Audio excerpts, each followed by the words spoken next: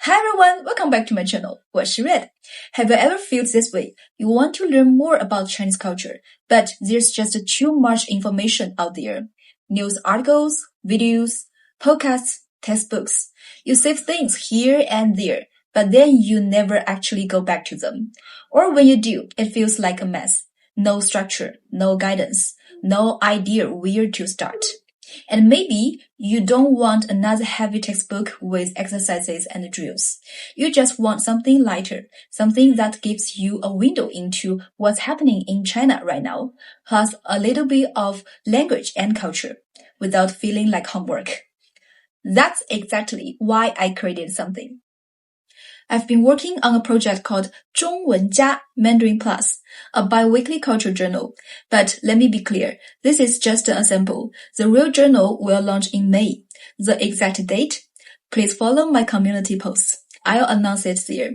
Today, I'm using this sample to show you the format and, more importantly, to share a flexible learning method that you can adapt to your own goals, whether you want a light cultural browse or a deeper study session.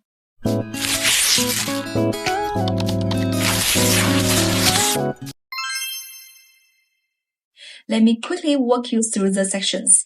Section 1 is What's Happening in China, a news digest. Each story comes with Chinese, pinyin, English, key vocabulary, and a cultural background note.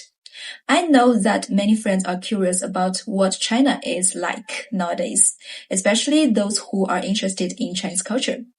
With the development of the times, China has undergone tremendous changes. Therefore, here not only just news about traditional culture, but also many more interesting contemporary events.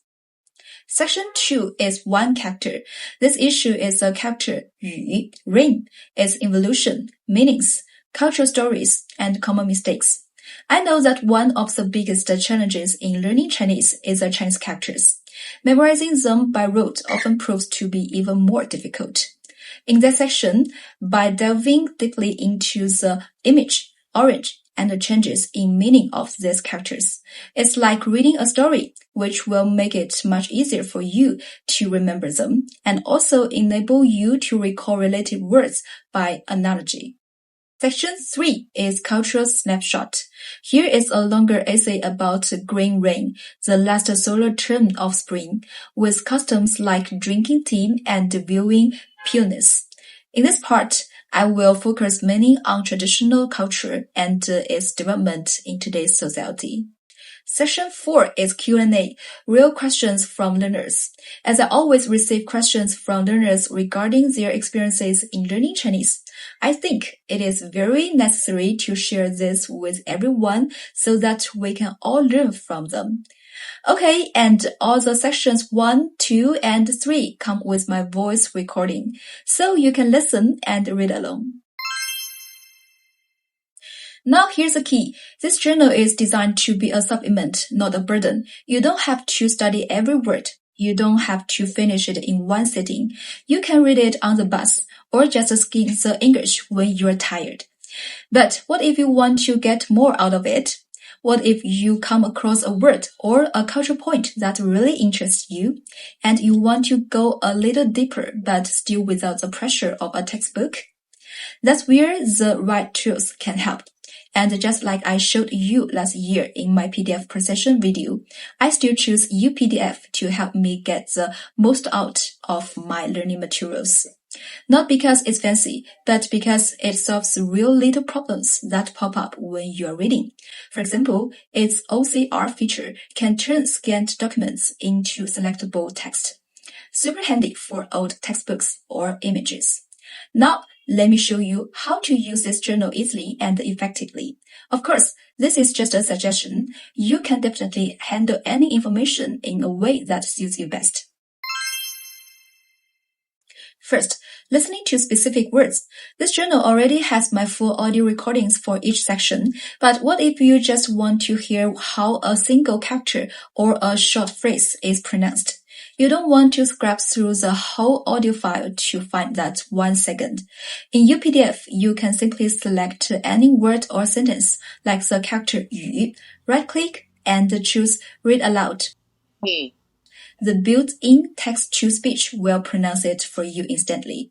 No searching, no guessing. This is great for checking tones or practicing a tricky word on the spot. One thing I love about this journal is that it works for different moods.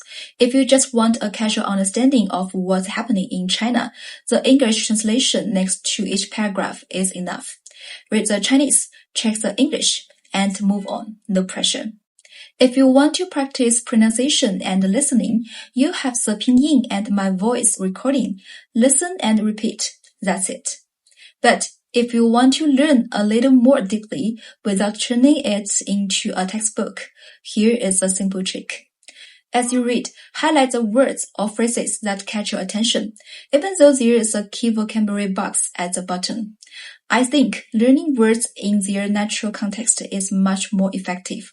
In UPDF, after you highlight a word, you can click on it and use AI Explain to get an instant explanation, meaning, pronunciation, and even cultural notes. For example, in the Green Rain story, I see the word 祭祀.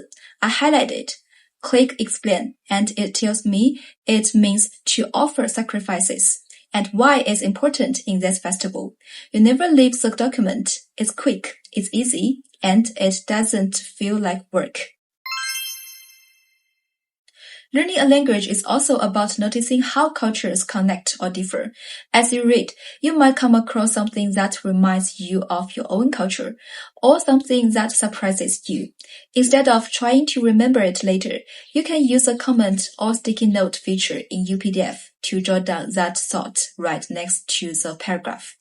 It takes 2 seconds.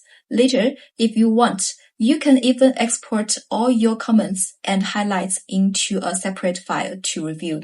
But no pressure. It's just a way to make your reading more personal and memorable. So those are 3 simple ways to use this journal as a light, flexible supplement. Listen to any word, highlight and explain interesting vocabulary, and note down cultural thoughts. No homework, no pressure. Now this journal is meant to be easy, but I know many of you also have to read serious, complex Chinese documents, like academic papers, long news analysis, textbook chapters, or research reports. Those can feel overwhelming. The good news is the same UPDF tools can help you tackle those difficult materials much more effectively. Let me show you 2 features that are especially useful for long, dense PDFs. You can scroll, but that wastes time. Many PDFs don't even have a clickable table of contents. UPDF's AI bookmark generator solves this. With one click, it scans the entire document and creates a clickable outline with chapter titles and short summarizes. So you can jump directly to chapter 3 or section 2.1 instantly. That means if you have a 100-page Chinese textbook, you can go straight to the grammar section without flipping through pages. This feature turns a messy, long PDF into something organized and easy to navigate. Traditional PDF search only matches exact words. If you search for important, you will miss significant or crucial. In Chinese, this is even trickier because of synonyms. UPDF's AI semantic search lets you search by meaning, not just the exact words. For example, in my journal, if I type customs, and it will find cultural, racial, tradition, or in context. Or you can search festivals related to agriculture, and it will pull out relevant paragraphs, even if they don't contain the exact phrase you typed. This is a lifesaver when you are doing research or typing to understand how native speakers vary their language. So for your everyday, light reading like my journal, you can just use the basic tools. But when you face a mountain of dense Chinese text, these advanced features become your best friends. Now let me be clear, none of these methods require any special software. You can do most of them with a printed journal and a pen. The method, being flexible, choosing your depths, capturing what interests you is what matters.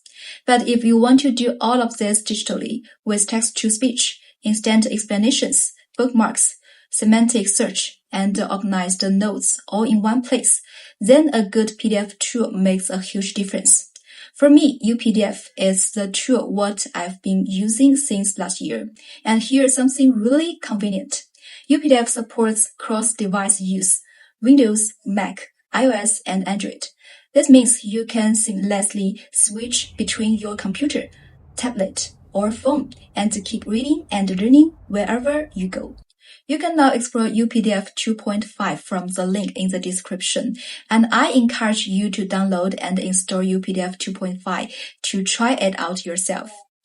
If you have a question about Chinese language or culture, something you've always wondered about, or something that confused you recently, leave it in the comments below. I read every comment, and I will pick questions to answer in the Q&A section of future issues. And your questions will help everyone learn together. Also, if you have ideas for future topics, maybe a festival, a historical figure, or a model trend in China, let me know.